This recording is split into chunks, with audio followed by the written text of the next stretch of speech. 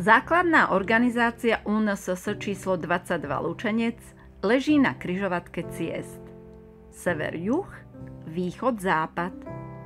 A presne takto na všetky svetové strany podnikáme aj naše aktivity.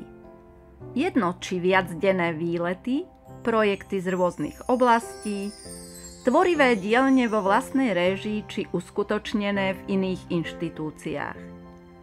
Výbor našej základnej organizácie vždy tvorili ľudia, ktorým záležalo a stále záleží na tom, aby sa ľudia so zrakovým postihnutím, ako aj ich rodinní príslušníci či priatelia, mohli vzdelávať a tráviť voľný čas zmysluplne, obohacujúco a s prispôsobením pre ich potreby.